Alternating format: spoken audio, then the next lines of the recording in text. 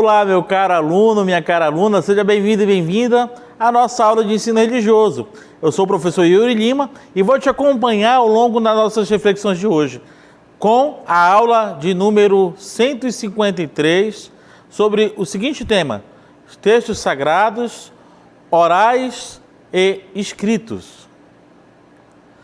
Meu caro aluno, ao longo dessa aula eu espero propiciar um diálogo sobre essas duas modalidades de textos religiosos sagrados, né?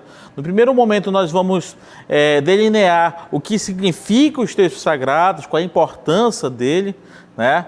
Como é que ele vai se dar na tradição escrita e como também vamos visualizar um pouco da questão de culturas que não utilizam textos sagrados escritos, que utilizam, na verdade, uma tradição mais oral, né? Por exemplo, nós temos as culturas indígenas, as africanas e por aí vai, né? Então, vamos começar com a primeira ideia de hoje. Bem, é importante nós ponderarmos que a importância dos textos sagrados são ensinamentos transmitidos de forma oral e escrita pelas diferentes culturas religiosas. São uma forma de expressar e disseminar os ensinamentos da religião. Então, a primeira ideia que a gente tem que ponderar é o seguinte, que os textos ele têm, na verdade, a função de transmitir as diferentes culturas religiosas e também disseminar, expressar, visibilizar os ensinamentos de determinadas religiões. Essa é a primeira ideia que eu gostaria de colocar para você. Disseminar e expandir os ensinamentos religiosos. Vamos para a segunda ideia de hoje? Além de disseminar e expandir os conhecimentos religiosos, do texto sagrado brota todo o saber sobre a tradição religiosa, a doutrina, os códigos de ética e moral, as regras dos rituais, enfim, a partir dos textos sagrados, a gente pode compreender as orientações civilizadoras dos homens, né? Então, é um segundo passo que a gente tem que pensar quando a gente para visualizar, para refletir acerca dos textos religiosos, né? Além de disseminar, de expandir os ensinamentos religiosos de uma determinada religião, ele também serve para transmitir códigos morais, culturais e, por que não, orientações sociais em relação a aquele determinado grupo religioso, aquele grupo social, né? Então, quando a gente vai pensar em termos de texto sagrado, nós vemos também esse reflexo na área da moral, na área da cultura, também, por que não, na questão da política, né? Vou dar um exemplo. Até hoje, em alguns tribunais pelo mundo afora, para você jurar a verdade, até em filmes aí que a gente vê aí de Hollywood, você coloca de repente a mão sobre a Bíblia, né? Como, na verdade, um juramento pela verdade por algo sagrado. Naquela determinada sociedade, com certeza absoluta, aquele livro sagrado, que é a Bíblia, denota a questão de sinônimo de verdade, né? Mas agora vamos ver juntos qual seria, na verdade, de fato, a função desses textos sagrados e o objetivo que eles são, na verdade, produzidos. Bem, esses textos têm a função de transmitir e organizar os ensinamentos religiosos para as novas gerações. Ou seja, transmitir e organizar os ensinamentos religiosos para as gerações posteriores. E tem como objetivo registrar fatos importantes das religiões, sermões, orações, doutrinas e história. Então, quando você for questionado em relação à função do texto religioso, serve para isso, transmitir e organizar os ensinamentos religiosos para as novas gerações e tem como objetivo registrar fatos importantes das religiões, sermões, orações, doutrinas e história. Presta atenção aqui. Você certamente já encontrou na sua casa ou já teve também contato com pessoas que utilizam a Bíblia, né? Vou dar um exemplo assim bem claro, né? E se você vai ver de repente na Bíblia, que é o livro sagrado dos cristãos, vários registros de orações, de histórias, de narrativas, que vão oferecer, na verdade, uma gama de ensinamentos para que outras gerações possam conhecer aquele determinado sistema religioso, aquela determinada religião. Isso não é somente a Bíblia. Eu posso enfatizar também, por exemplo, o Alcorão, que é o livro sagrado dos muçulmanos, que também, para eles, além de ser sagrado, cada palavra não pode ser mudada. Até porque, querendo ou não, eles trabalham muito seriamente com a questão da sacralidade da palavra de Deus como algo imutável, como algo único, como algo especial para aquela cultura muçulmana, né? E aqui eu queria te convidar para entender as características do texto sagrado. O texto sagrado ele é reconhecido e validado por todo o grupo religioso. Então, quem valida, quem reconhece, quem dá, na verdade, chancela para o texto sagrado é o quê? É o grupo religioso. Esse grupo religioso que vai dar sentido e um significado especial à realidade de que ele vai ser lido. Estamos vendo aí, então, a figura do Alcorão, né? E o Alcorão, para quem não sabe, é o livro sagrado dos muçulmanos, da religião do islamismo, né? E aqui, quem a gente vai perceber? Que naquele contexto da Arábia, lá, onde foi desenvolvido o Alcorão, um determinado grupo recebeu esses escritos, que por sinal foi gestado por muitos e muitos anos por Maomé, né? E validou aquele escrito como algo que poderia dizer de muito importante acerca daquela realidade que eles viviam, né?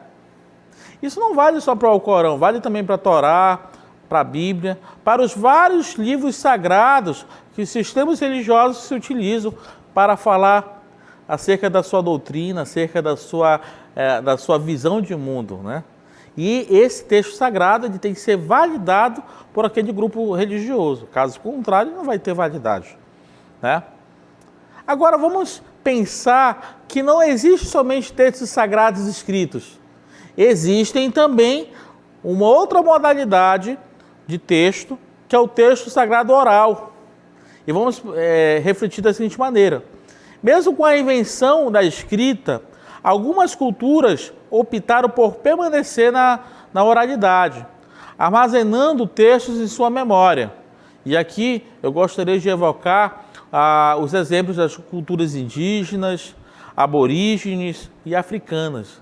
Essas culturas, elas optaram não por escrever as suas memórias, os seus ensinamentos sagrados, mas fizeram a opção de, através da oralidade, da escuta, da acolhida, o seu chão para entender o sagrado. Olha que bacana, né?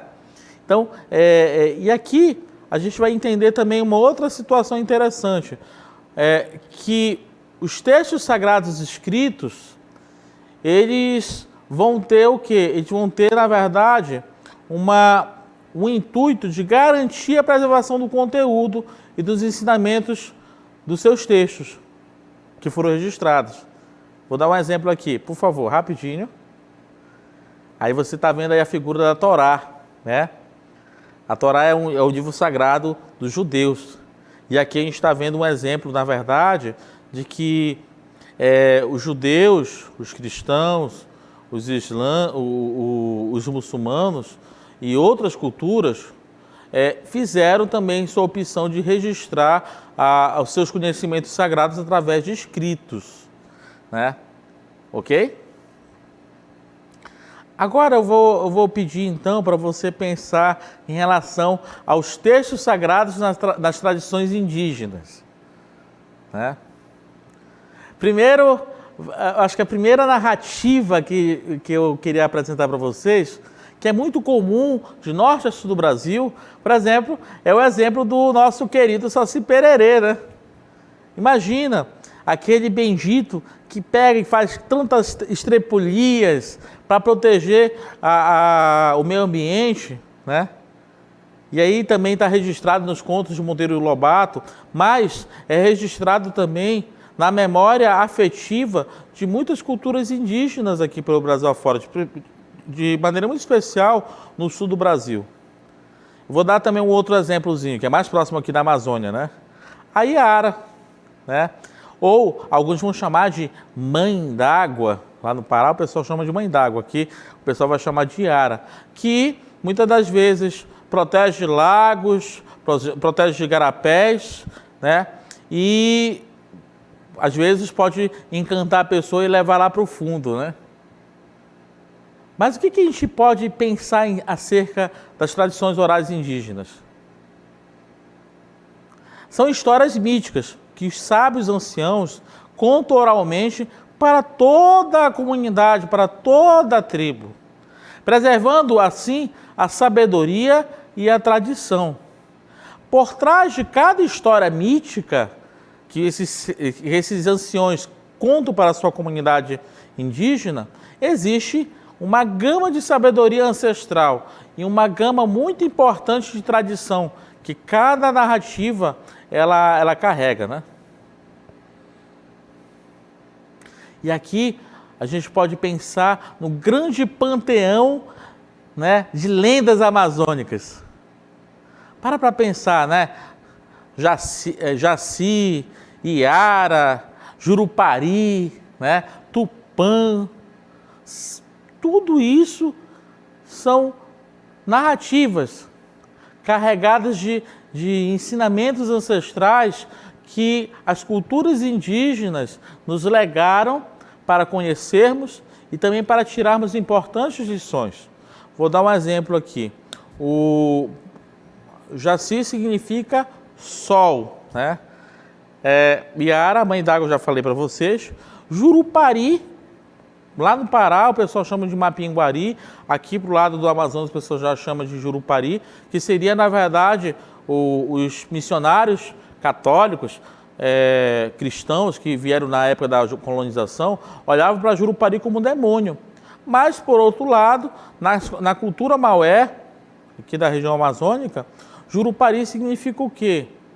Aquele, de certa forma, que aparece nos sonhos e, de certa forma, pode aterrorizar, promover pesadelo, né? Aterrorizar a pessoa que é crente. Tupã significaria lua, né? Então, você vai ver, na verdade, todas essas narrativas amazônicas carregadas de uma visão indígena, uma visão que, de certa forma, privilegia a cosmovisão e também o nosso meio ambiente amazônico. Tá bom? Eu quero finalizar essa visão com as seguintes ideias. As tradições orais indígenas, os mitos, eles narram a origem e a transformação do universo, da vida, das outras nações indígenas, dos fenômenos de ordem espiritual ou sobrenatural que acontecem com a pessoa na aldeia. E aqui, prosseguindo, a tradição oral contribui para o processo de identificação da cultura e de valorização da especificidade de cada comunidade indígena. Prosseguindo, a tradição oral é como se fosse a autobiografia da tribo, um recurso e uma técnica para transmitir sua cultura e sua história, os mitos, contos, sistemas de crenças, histórias e outros relatos. E por fim, a sabedoria dos antepassados é preservada através da oralidade. Meu caro aluno, minha cara aluna, Então, ao longo dessa explanação de hoje, você viu a diferença entre o que valida um texto sagrado, né? Através de um grupo religioso que vai dar sentido, vai dar significado, vai dar validade a ele. Vimos também a questão da diferença entre os textos sagrados escritos, que algumas tradições religiosas adotaram, mas outras tradições religiosas fizeram a opção de textos religiosos orais, e aqui a gente fez uma ênfase em torno da cultura indígena, né, que é carregado de mensagem, de memória ancestral e também da nossa visão cosmológica amazônica.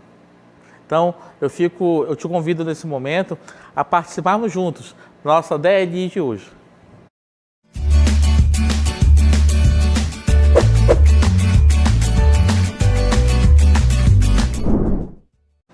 Questão 1. Bora participar, gente. Questão 1. O que é um texto sagrado? Então coloca lá no chat, participa conosco. Vai ser muito bom te escutar hoje. O que é um texto sagrado? E a questão 2. Como sabemos se um texto é sagrado ou não? Né? Então na questão 1, o que é um texto sagrado? E na questão 2, como sabemos se um texto é sagrado ou não? Meu caro aluno, fico na expectativa de nos reencontrarmos daqui a alguns minutinhos. Responde lá no chat. Vamos participar juntos, vamos construir educação.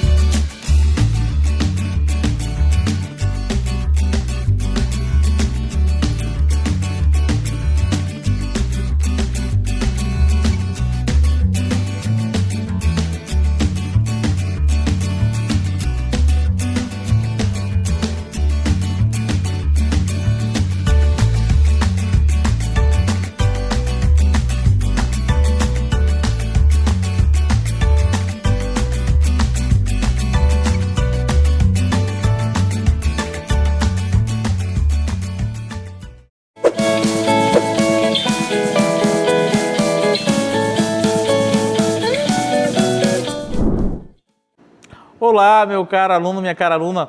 E aí, deu para dar uma olhadinha na nossa questão, na nossa ideia de hoje? Você é mais do que convidado, mais do que convidada a somar conosco, a construir, a contribuir com as respostas, com as suas intuições. E aqui a gente vai dialogar, a gente vai, de certa forma, construir junto a educação, tá bom? Então vamos então para a questão número 1. Questão número 1. O que é um texto sagrado? A você, meu caro aluno, minha cara aluna, que respondeu, que a resposta é: os textos sagrados são uma maneira de expressar e transmitir os ensinamentos das diversas religiões, né? E aqui a gente pode pensar o texto sagrado dentro de um sistema religioso que tem como objetivo ser um instrumento de transmissão do ensinamento para outras gerações. Bem, o que eu acho que deve ficar ponderado, né? Essa dimensão de registro que os textos sagrados têm, né? de memória, de doutrina, de oração, de moral, por que não? Né? Todo texto sagrado ele tem um jeito de registrar as memórias que cativam o coração daquela comunidade que acredita, que tem fé. Independente da sua cultura, da sua religião, esses textos, eles, de certa forma, eles têm como função essa dimensão de ser transmitido para outras pessoas, né? Quero registrar aqui a minha experiência que eu tenho ao lidar com comunidades indígenas aqui no entorno de Manaus, né? O quanto que a oralidade, o quanto que muitas das vezes essa memória, quando ela é transmitida para outras pessoas, ela vai longe, né? Ela, de certa forma, sedimenta a identidade afetiva daquela comunidade, né?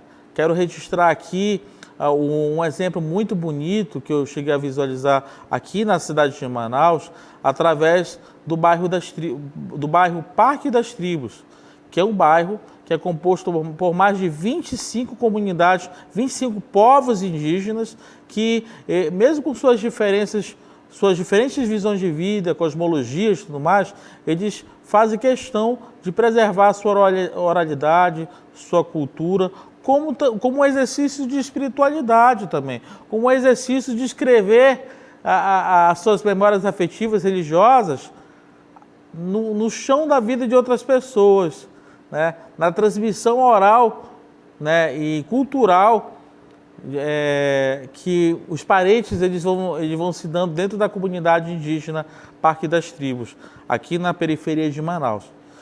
Vamos para a segunda questão. Como sabemos se um texto é sagrado ou não? Olha só o desafio hoje, gente. Como que sabemos que o texto é sagrado ou não? Vamos para a resposta? A validade dele deve passar pelo reconhecimento do grupo religioso e o fato do escrito dar sentido e significado essencial à realidade. Então, a validade dele, por favor, volte, deve passar pelo reconhecimento do grupo religioso e o fato do escrito dar sentido e significado essencial à realidade. Será através dos grupos religiosos que o texto será considerado de valor sagrado ou não. Além disso, esse mesmo grupo ditará o grau de significação ao qual a mensagem contida no escrito tem proximidade com a realidade vivenciada. Então, aqui nós podemos pensar que essa validade ela se dá através do grupo ao qual o texto ele vai dar significado. Eu diria mais, que esse grupo vai conjugar a sua fé com a vida vivenciada no dia a dia, no seu cotidiano. E isso, de certa forma, vai validar o texto sagrado ou não. E, inclusive, vai dando um significado todo especial para esse texto no dia a dia da comunidade religiosa, né? Então, meu caro aluno, minha cara aluna, ao longo da aula de hoje nós vimos todos esses tópicos em relação aos textos sagrados, como é que eles são construídos, como eles são concebidos nas várias tradições religiosas. Vimos também que esses textos sagrados, eles podem ser textos sagrados escritos, e aqui a gente viu os livros, que esse texto sagrado escrito pode estar presente em várias culturas religiosas, cristã, muçulmana, judaica. E também vimos também ao longo da aula de hoje os textos sagrados de cunho oral, que é presente tanto na cultura africana, quanto indígena, quanto aborígene. E aqui nós demos uma ênfase toda especial na nossa cultura amazônica, na nossa visão indígena de ver e de conceber a realidade e o mundo. Então, fica o nosso grande abraço, o nosso grande agradecimento e vamos juntos construir a educação.